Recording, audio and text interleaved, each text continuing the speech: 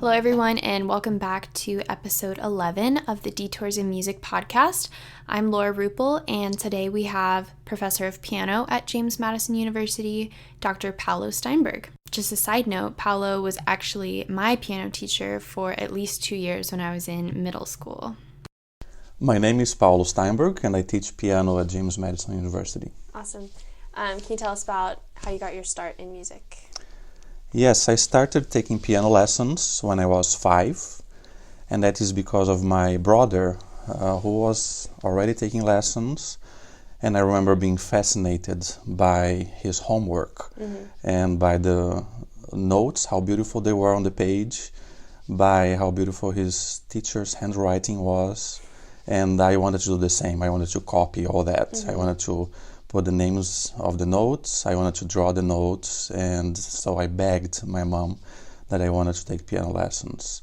At that time, I was already playing a little accordion, a toy accordion that she had given me, and I remember playing everything that he was doing, I was doing by ear. Yeah. So I wanted to really start piano lessons. She could not afford an extra hour for me, so we ended up having to split. So he was doing 30 minutes, I was doing 30 minutes. By the time I was 8 or so, then my brother my younger brother wanted to take lessons, so we had to split the hour into 3 now, 20 minutes for each. But I remember liking it. Just from the very beginning, I just was fascinated with everything, with music in general. And around that time, that's when also I knew that I liked teaching.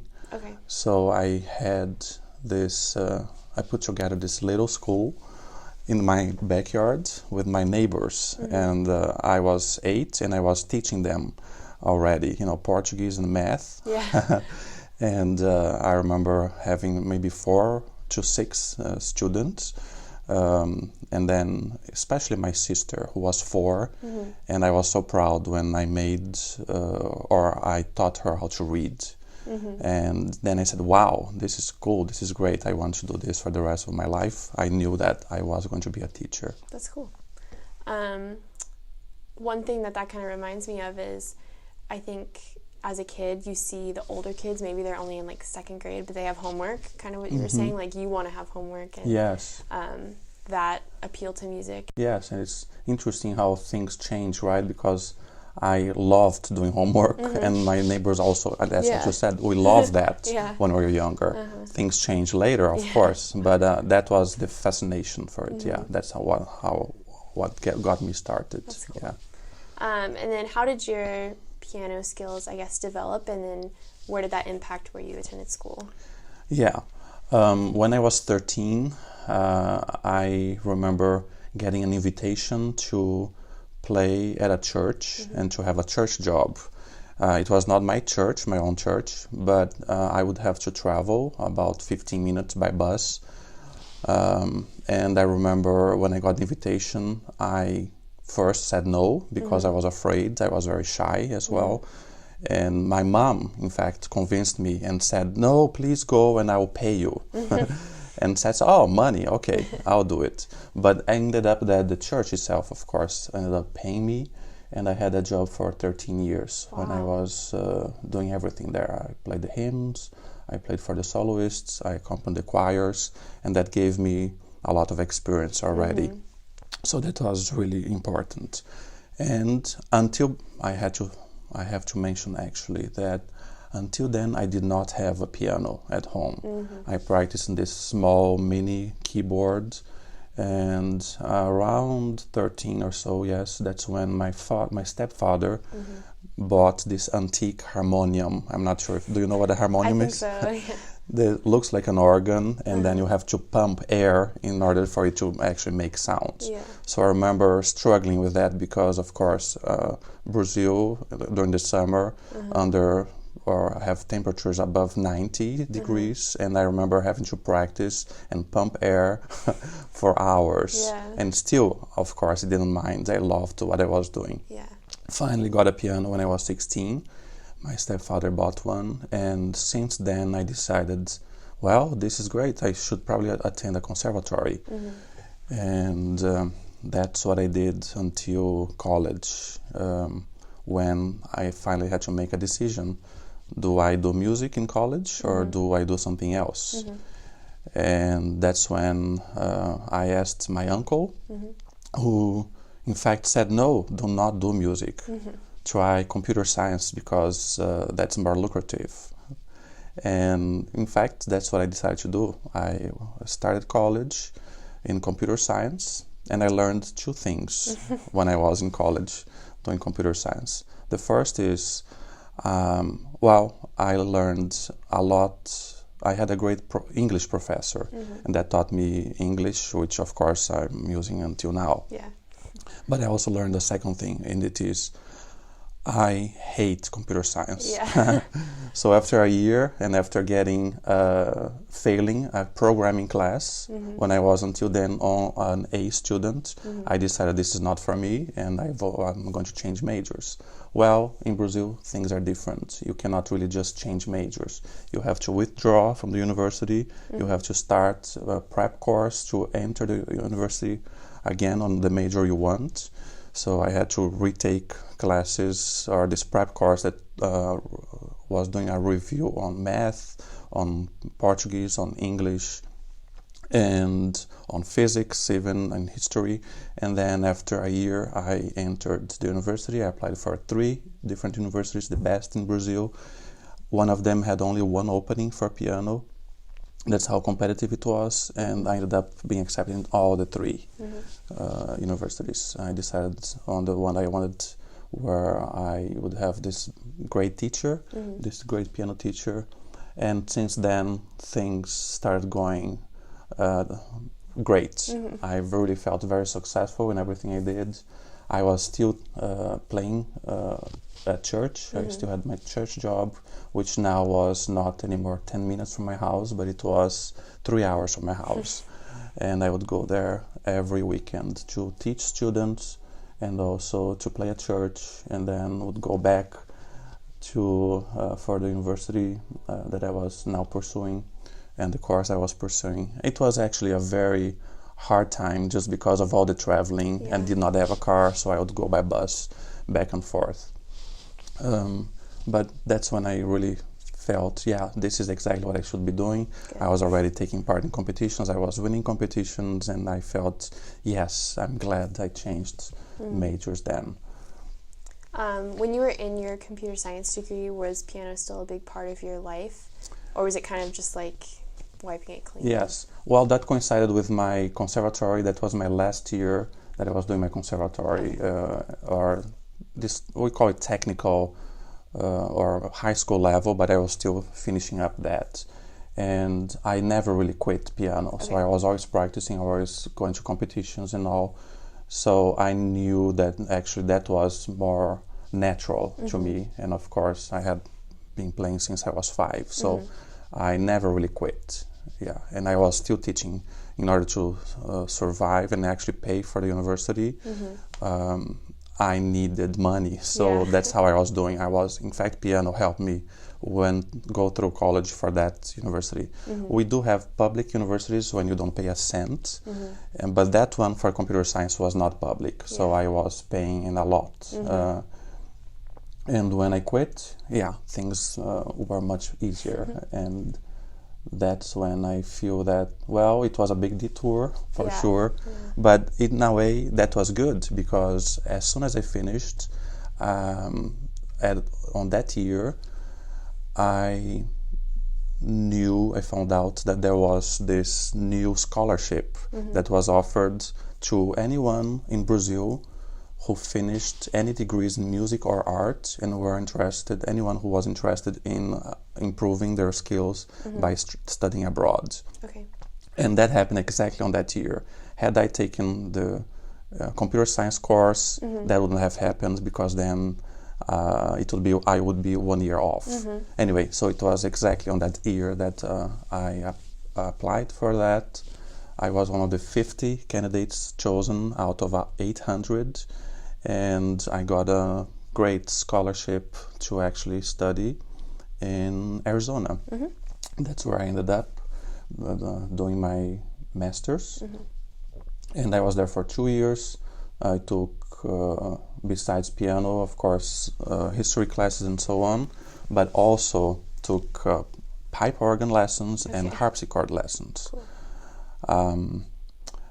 I was fascinated with it, and I, again, was enjoying every single moment of it. And then, of course, there was a time for me to decide if I will continue doing my degrees in Arizona, or should I apply to somewhere else? And that's when I applied for Indiana University. I was skeptical. I didn't think I was good enough. And I auditioned by tape. Even at that time, it was possible.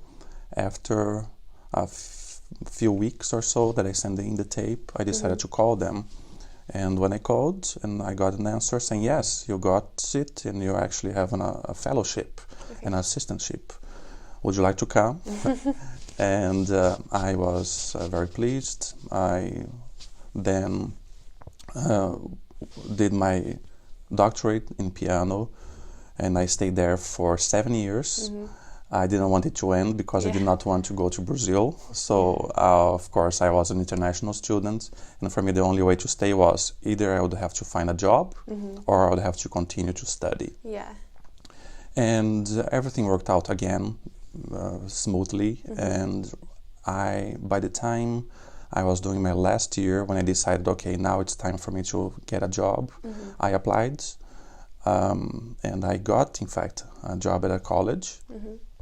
And by the time I was playing my final recital in Indiana, I already knew I had a job. And I remember the feeling and the happiness that I even announced. I remember announcing it at the recital right after I played, and I said, now I have a job, and I'm so thankful for all this. Everything ended up working out great, but I was very happy with the smooth transitions and all the courses I took, and everything ended up being great. And I was finally doing something that I loved. My first job was, I stayed in that university for 2 years. I taught children as well as college students. So I loved my job there as well until I was not looking and out of nowhere there was, it's just interesting how the whole situation happened.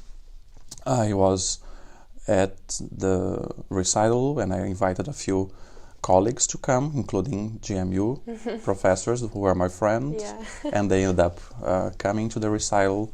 All of them were there, and we had this great time. Anyway, I had this great time, and I decided, I thanked them all for coming, and my chair of the department did ask me if I was looking for a job, and it was strange that the piano professors from JMU were there, and I actually asked her what job. And that's how I found out about the job at JMU, applied, and I was happy to, in fact, for being chosen to be the piano professor here. So anyway, I love what I do, and I'm very happy right here.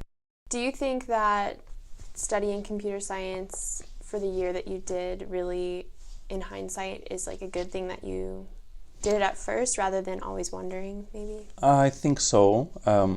First, I grew and I matured by doing something that I was not really enjoying. Also, I learned English, of course, but I think it was the right time for me to do exactly what I did. And it was for sure maybe the biggest detour I took. But then, on the other hand, when you think of the word detour, I had to look it up at a dictionary because English is not my first language. But I needed to really see what does this mean here in English.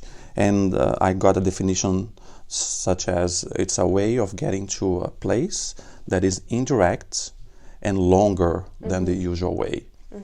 And then I thought about traffic detours, which are always unpleasant. Yes. You always know, you never smile when Yeah. you see a traffic sign. Yes. You always know you're going to go the longer way. It will be bumpy, you'll have more traffic lights. But in a way, I think that is different from a detour that we take in music or in life. It's just because, of course, if it is a detour, something is blocking that way. You have to get out, you have to do something else.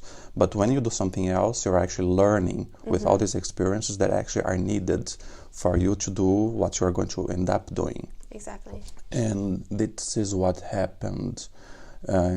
I kept thinking about them. All these detours, especially the one from computer, when I was doing my computer science, they all helped me build up first confidence, but also help me gain experience to finally use now in my teaching. And then if I think of even teaching at 8, when I was 8 years old, I knew, I said, oh wow, this is going to be great. I think I'll be a teacher. But what kind of teacher? Well, I thought maybe a computer science teacher. No, that only taught me English. And then, of course, I went back to reality. Then harmonium. I mean, that's in a way, playing the harmonium was a detour too. It's like, you know, I could not afford a piano. Well, what did harmonium teach me? It taught me legato, how to play legato, because it did not have a pedal that could help me connect the notes. So that helped me with finger legato, for example. Then when the delay came with the computer science, why did it happen? It was also a detour. Well, that helped me because then it coincided, my ending of my course coincided with the offer of the scholarship right after. And then, of course, going to Arizona, going to Indiana, all that prepared me to really gain, of course, experience in teaching children, especially, which teaches a lot. And also made me, of course, be more mature to decide exactly what I wanted in life. And then, of course, my first job, which I love too, but helped me with just gaining experience and maturity as well. Here, my question to Dr. Steinberg was whether or not he knew he was on a detour. Yes, I remember having this thought when I decided to go abroad and I got the scholarship offer, and I remember being on the plane with 2 suitcases. That's all I had. I was bringing them, and I remember seated there waiting for my dinner on board, and I said, wow, this is all I have, these 2 suitcases. I don't know where I'm going to be. I don't know the language that well. I knew grammar, but I did not know how to speak. I will have different friends, actually all new friends, all new church. I don't know exactly where I'm going to live. And I'm still taking a step of faith and just going. At that time, I remember there was no iPhone that you could communicate with that I could communicate with my family or friends. There was no, I of course would have to call them, get them and find them at home and pay a lot of money for an international call, I remember. Also, there was no email yet. I didn't even have an email account. I could not communicate with a computer yet. So it was a very tough beginning, I have to say. But again, all things ended up well at the end. Even going to Indiana, were your options in your mind like, I'll either stay at ASU or I'll go to Indiana? Was that kind of... Yes, I thought, well, should I just stay here where I know people, where I have a church, where I know my way around, or should I go somewhere else? But of course, as soon as I got the offer to do my doctorate at Indiana University, I didn't have any second thoughts. I just said, oh yeah, I definitely have to go. But yes, it occurred for a moment, like, well, should I just stay where I am and where I know everything, or should I go to somewhere else and start everything over again? Get a new place, get new friends, and so on. But by then, it of course would it would be my second time doing it, which was, of course, was much more comfortable than my first time. And since then, of course, I did it again when I came here to Harrisonburg. So then you learn and you get used to it, and it's not a problem anymore. When I go to Brazil, I love being there with my friends, with my family, but I felt, well, this is home now. So much that I decided, okay, I'd like to apply and for my citizenship, and that's what I did. Now I'm an American as well, so I'm very happy about that as well. What's something that you struggled with in either your undergraduate degree specifically or in one of your degrees? I think the worst part or the hardest thing for me was time management, because I was doing so many things in different towns. In fact, I had students in São Paulo, and I would travel to see them. They wouldn't come to my house, I would go to their house. And so I had to take the bus sometimes in the city for an hour and a half because of rush hour to get to their place, sometimes 2 hours to get to their place to teach them. At the same time, I still had to practice. I remember practicing with a score, just looking at the score as I was seated on the bus, and that's how I practiced many times. So, I mean, I could find a way around it, but I remember it was very hard. It was hard to also go back to my hometown and then teach my students there, and then to go to church and play in church. And I remember also sometimes waking up at 6 in the morning to be able to practice before church started. So I managed, but I remember it was really hard. What's, I guess, the biggest piece of advice you hear yourself saying to students over and over?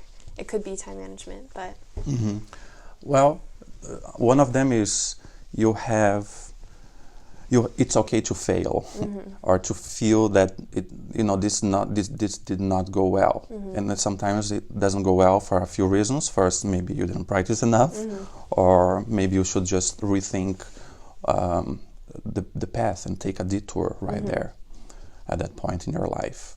But also you have to remember that when practicing, of course, you have to take the time to accept that things will not get better right away. On the other hand, you have to be obsessed with it. You have to insist and then find other ways to practice. In my case, that's what I did. I had to practice just by mentally practicing many times. And that actually works, not with me, and I'm sure it works with other students as well.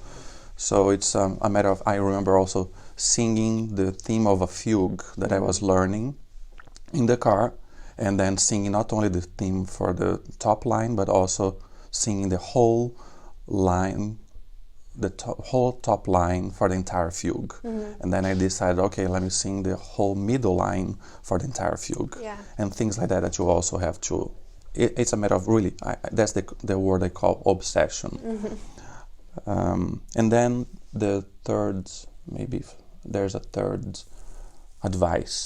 piece of advice that I could give, which is cultivate your friendships.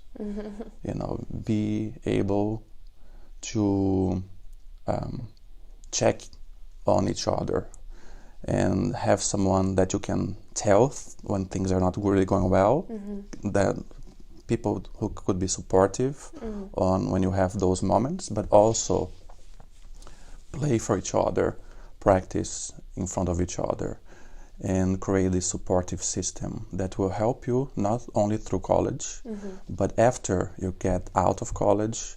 You never know where your friends will end up, right? So you can, in fact, and I do have lots of friends that are in Europe now, some are in Asia, and we have this system still that it's, of course, friendship, but at the same time, they can help you through networking and through possibilities of recitals, things that we don't think about when we are at college, but you never know really where your friends will end up being or where you will end up being. And I think that's important that you cultivate that, because that will be an important part of your life as well after college. Yeah, you don't want to block anything off before anyone's actually made it, I guess. Exactly. So I was persuaded to change paths before because, yes, I was, but since I started my job, as a professional professor, a professional musician, I never had the thought, and no one because ever. all the worries have been like Yes, subsided. everything was solved and resolved, and I know that this is exactly what I have to do.